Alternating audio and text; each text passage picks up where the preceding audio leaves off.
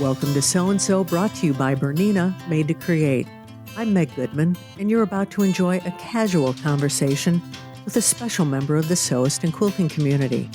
A conversation about how they got started, what inspires them, what excites them, and their connection to this community. Our guest today is Amanda Carye, the owner of Broadcloth Studio, New York, as well as the co-host of Quilt Buzz Podcast. She's been quilting since middle school and sewing since, well, forever.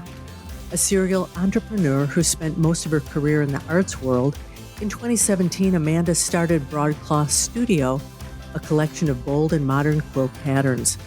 With Broadcloth Studio and Quilt Buzz, she aims to celebrate the craft and the community of quilting every day. Amanda grew up in Boston and earned a BA degree at Dartmouth. When not at work, she enjoys reading, playing her viola, and hiking. She currently lives in New York City with her husband. Hi, Amanda, and welcome to So-and-So. Hi, Meg. Thanks so much for having me on. We've got some fun stuff to talk about today, especially to a fellow podcaster. Yes. So that's going to be fun. But I want to jump right in. So you, and I'm quoting you, you say you've been sewing since forever. So how did you learn to sew, and who was your inspiration in the process? You know, it's really not an exaggeration when I say I honestly don't remember a time when I didn't sew. I was always one of those kids who was, always busy making things. But, sewing ended up being really extra special for me as I actually learned how to hand sew from my grandmother.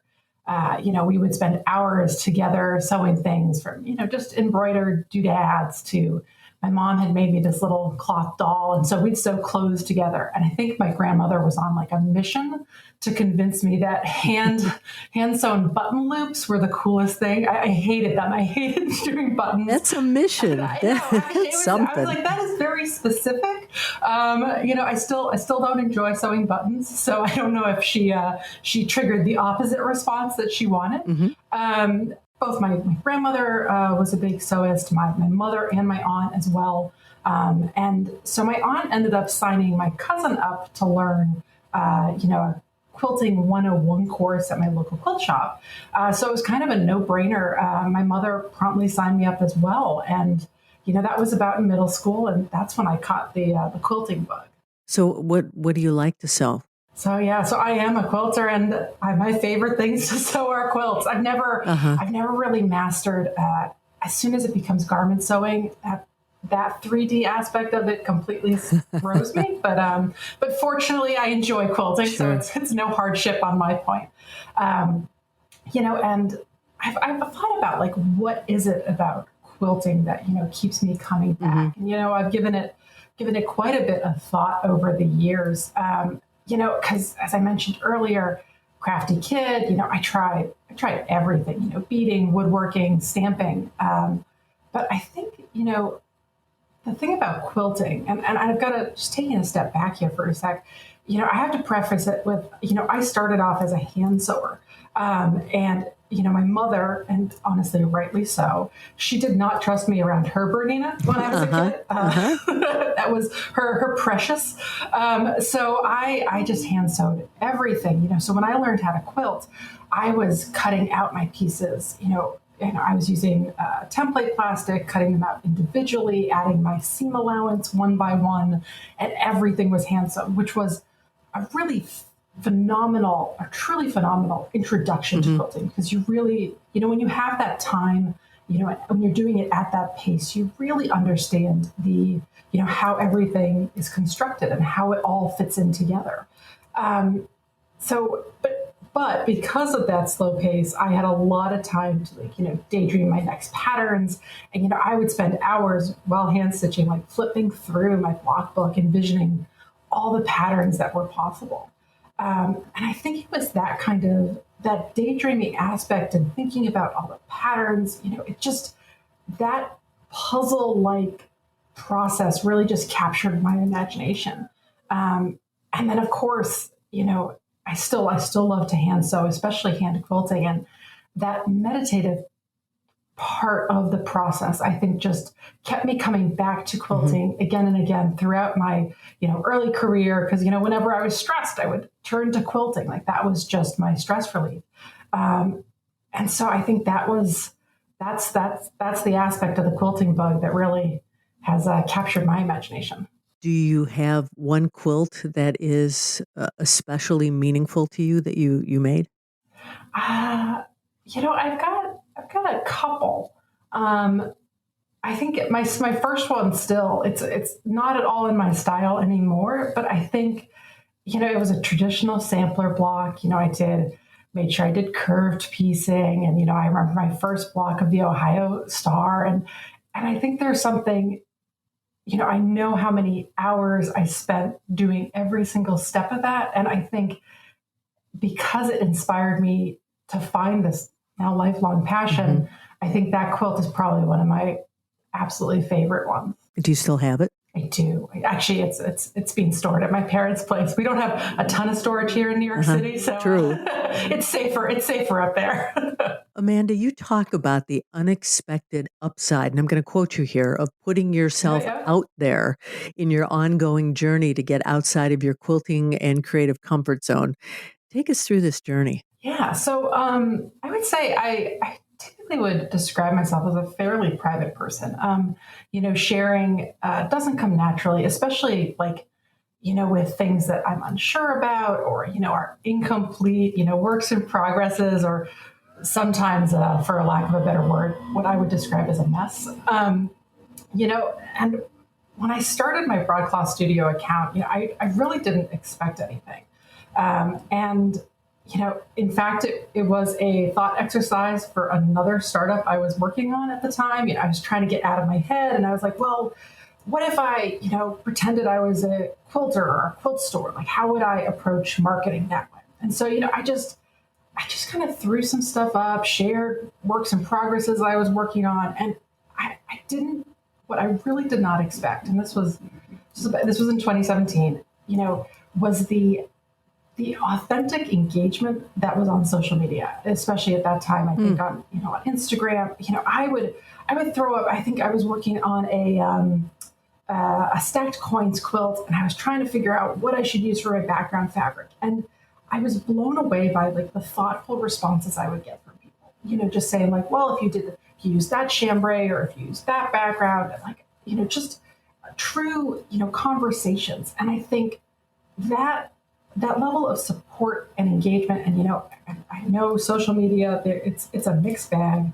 There's some definite negatives, but there's also some wonderful aspects as well. And for me, discovering the quilting community on social media, I think really encouraged me to start more proactively sharing, things that I was playing with and experimenting with. And instead of me being my worst critic and being like, well, this isn't really where I'm going, I would get kind of the support and, the cheerleaders that I had never even met in person. And that was just, I think, so magical, and really encouraged me, it encouraged me to try pattern writing for the first time.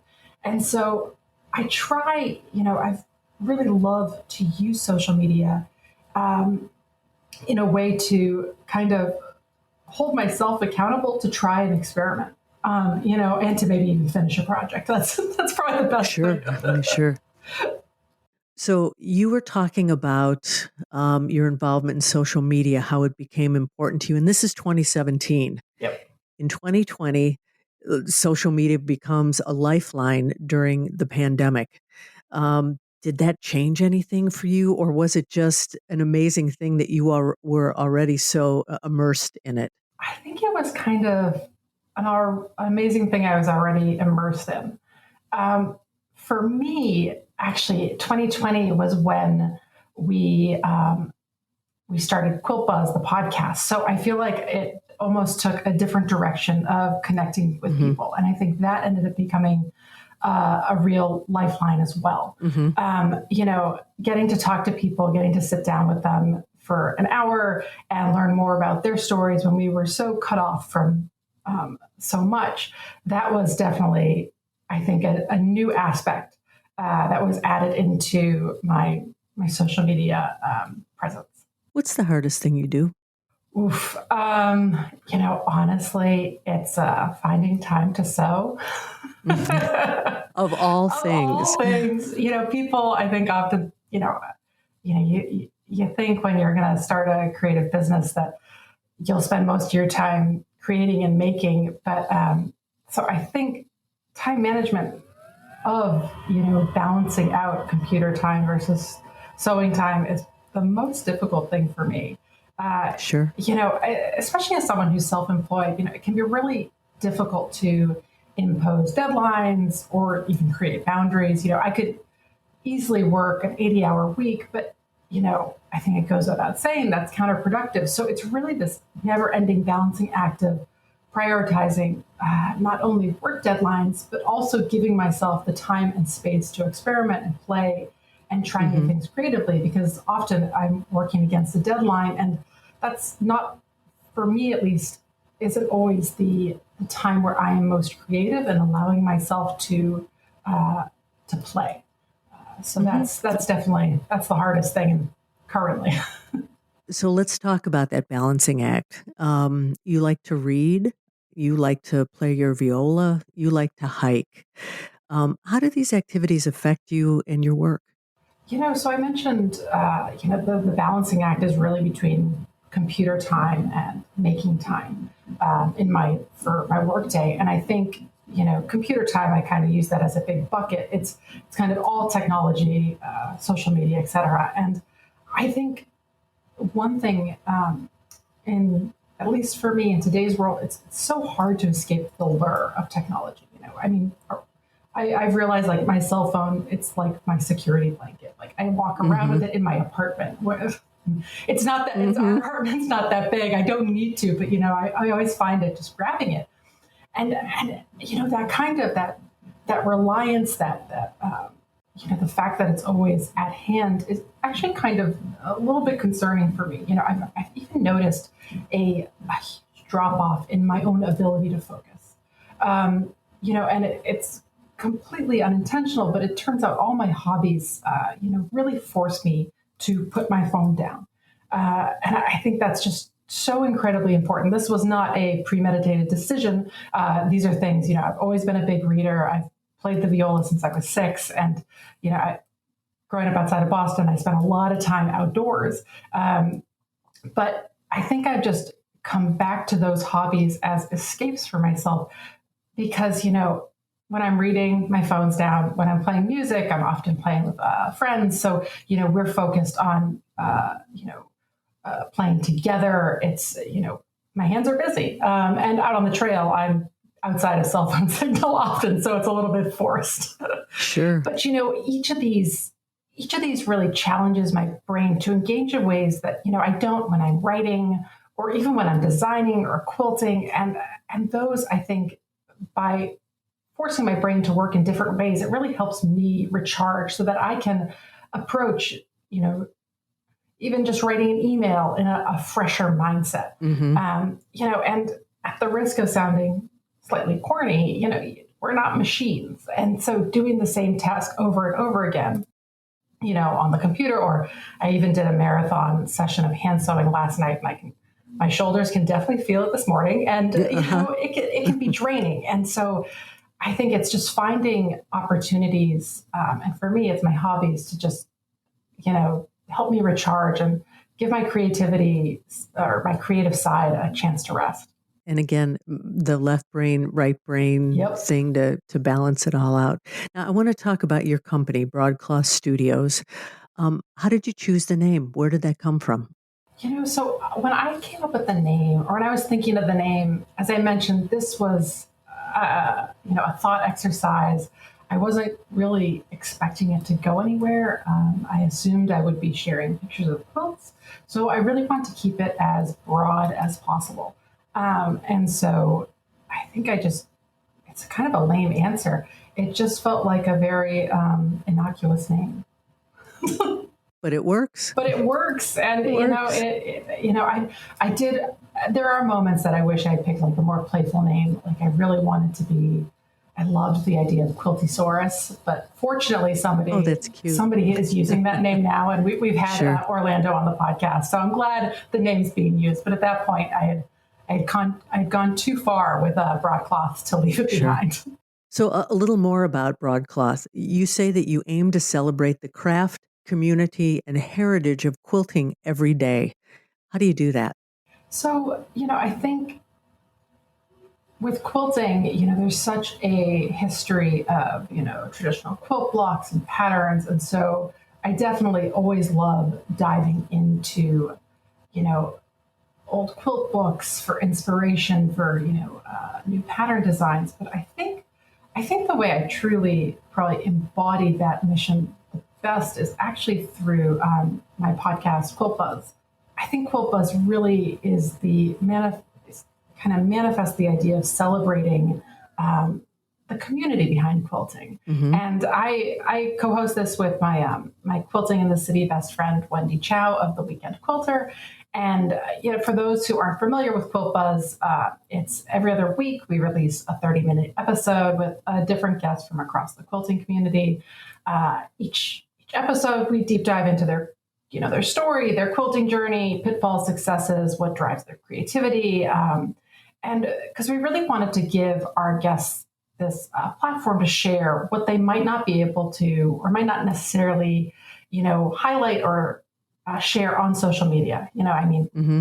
Social media, it's sometimes it's almost easy to forget that actual people exist beyond the squares of Instagram. It's such a snapshot. And Sure. And so, and Wendy and I, through our own, myself through Broadcloth Studio, and Wendy as the Weekend Quilter, our love of quilting and our continued, passion for it has been so fueled by social media. And so we wanted to give back to the online community by, sharing other people's stories. And, Mm-hmm. so it really has been about, it's honestly kind of our modern take on an old-fashioned quilting bee. So, continuing in that tradition of quilting, of, having that sense of community, that sense of sharing, has really been the underlying structure or the goal of Quilt Buzz. And so I think that's where,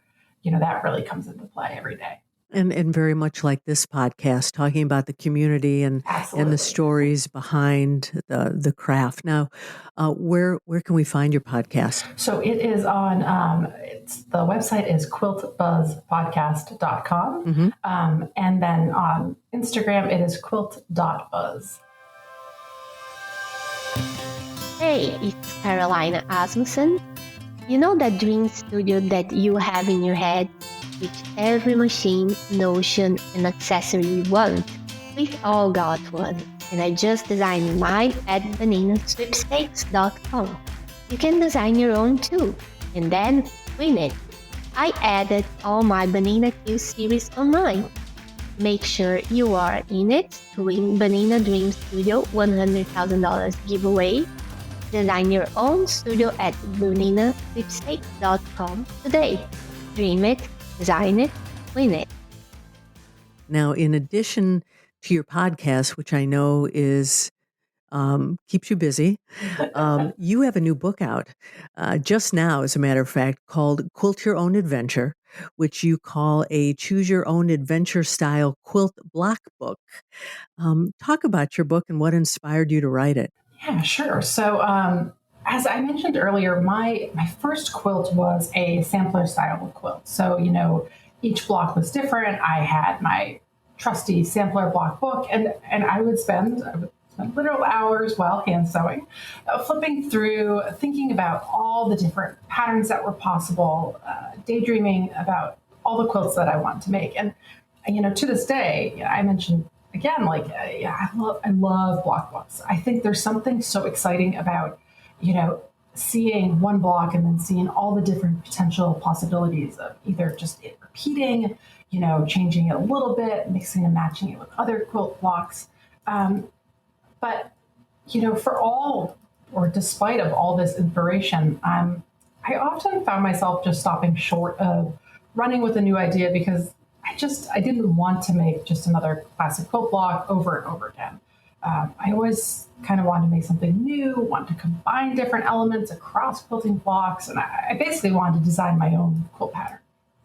And so realizing this, I quickly started designing my own quilt patterns. And once I did that, there's no looking back. I love that puzzle-like nature, which I've mentioned before, figuring out what fits where, how you're going to construct it. I actually also love quilt math.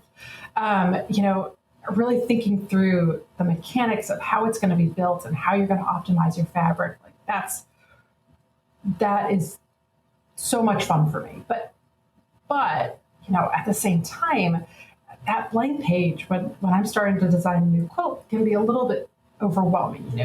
Where do I begin? What do I want to design? Where do I want it to end up? And so over the years, I've come up with my own exercises and prompts and ways to get over those kind of creative hurdles. For me, a blank page is one of the most terrifying things when it comes creatively. I like working within parameters. And I like kind of having, okay, well, if I'm going to do this, maybe I only have these 5 elements that I'm going to play with. And then I end up always breaking my own rules, but it's kind of, I just need that to have a tiny sandbox, and then the sand goes everywhere is how I would describe my quilting. Yeah, it makes sense. So Quilt Your Own Adventure is, my own design process really boiled down to actionable steps, creating frameworks for quilters, who are looking to explore quilt pattern design. So, in the book, I've curated a selection of 30 quilt blocks, ranging from pretty standard, simple building blocks like a 4-patch or just, 4 stripes, to some more modern squares within a diamond. I think the smallest piece gets down to, 2x4-inch flying geese. That's the toughest one. But most of them are more simple. And I've also come up with 7 quilt top layouts to act as a canvas. So kind of like paint by numbers if the paint was a quilt block, is probably the easiest way to describe it without visuals. And so, quilters are encouraged, and there's, brainstorming exercise included, to choose 7 quilt blocks, get a timer, and try all different sorts of rearrangements within these layouts. So like the simple one is a bullseye design. So, you have 4 in the center and you have concentric rings of blocks around it. And really just to free people up to try, what if you just rotate one block here or another one there, just giving this kind of structured framework approach to it. And then once they have a layout they love, I've actually done all the math for them for all the different combinations of blocks within those layouts. So like people don't have to then, they can get right into sewing as soon as they're ready to, which I find really exciting. And so my vision for Quilt Your Own Adventure is really for quilters to use it as a launching off point. So whether they make, there's also, I've included 7 sample patterns within the book, showing the different quilt top layouts, so people could just remake that if they just feel like doing that, or they can follow the brainstorm exercises and create their own one-of-a-kind quilt pattern, or go totally off-road and just flip through it with different to find inspiration. For each block I've laid out, shown what it looks like if you make 4 of them, or what it looks like if you have them, as a corner and rotate certain ones. So there's a lot of visual inspiration as well, to see how those, simple building blocks can become really complex and exciting very quickly.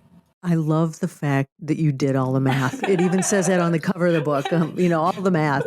And what a labor of love. How long did it take you to write the book? It took from pitching the idea to launching, I think it was about 2 years. Okay. And obviously there's ebbs and flows to that process, but I actually ended up creating a spreadsheet model to help me with all the math. So I think the math took the most from a checking and rechecking and triple checking standpoint. Sure. So now that you're rolling on your podcast, you've got this book out, what excites you about your days now? Right now I'm still celebrating and sharing all about the book. I think back, I don't think there's been another project outside of my education that I've spent more than, a few months on any project. So the book being 2 years, I feel like I'm trying to make sure that I give it its due. Sure. So that's been, and it's exciting to see, people starting to take this concept and make it their own and see where they take the book. So I think that's probably the most exciting thing right now for me. So what's next for you? What's your dream? So I think I'm going to put maybe no more planned math for a little while. It's, I talked about how it's a blank page is the most terrifying thing for me. But right now I'm kind of excited about that. I'm thinking about going off road and even actually, when I take a step back and think about what's next it's kind of building on top of the book. So as I mentioned, I really detail out my own design process in the book. So now I'm taking that process and I'm really excited to dive further into improv patchwork. Okay. It's a skill, I really started exploring more seriously while working on the book. And it's a bit of an antidote to all that math. And a part of this journey that has been probably one of my all-time favorite collaborations and favorite social media bits has been, it's a quilt along. It's called the 30 Days of Improv. And I have partnered up with Shannon Fraser. Shannon Fraser Designs on this. And this will be our third August doing this. And basically throughout the month of August, we invite quilters to join us as we explore, different topics each week. So like 1 week is squares and the next is triangles. And we have different prompts of zoom in or, slice and dice and stuff like that. And it's such a wonderful, I would say, structured approach to improv. It really allows you to kind of just do this bite-sized daily 15-minute sewing sessions where you're just, here's your prompt, here's your shape, go to it, whatever happens, and, kind of just allowing that space to play and explore. So I'm really excited to dive back into that this August. And I think I'll be kind of taking that structure framework and working on some more improv patchwork of my own. That's something to look forward to for sure. And August will be here before you know it. I know. Amanda, we've talked about a lot of things today. Is there any question I didn't ask that you wish I had? I don't think so. I hope my answers have been cohesive enough. Oh, this has been wonderful. Your podcast is absolutely something for all of us to listen to. Your book, again, you did all the math, is wonderful. And I've really enjoyed this conversation today, and I want to thank you for sharing your story with us. Thank you so much for having me. It's so much fun to be on the other side of the podcast. It is. Now, if our listeners would like to reach out to you, what's the best way for them to do so? So you can probably most easily find me on Instagram, and that is Broadcloth Studio, all one word, or my website, broadclothstudio.com. You can find all my patterns and links to the book and more. Excellent. Amanda, thank you again for joining us today. Thank you for having me. And there you have it, another story about someone just like you, someone for whom sewing and quilting is so much more than a hobby. It's a way of life. It's a connection to something bigger. If you know someone you think has an outstanding story, a story that should be shared on this podcast, please drop me a note to meg@soandsopodcast.com or just complete the form on our website. Be sure to subscribe to, review, and rate this podcast on your favorite platform, and visit our website, soandsopodcast.com, for more information about today's and all of our guests. That's SEWANDSO podcast.com. And finally, I want to thank Bernina for making this program possible. I'm Meg Goodman, and I look forward to you joining us next time on So and So.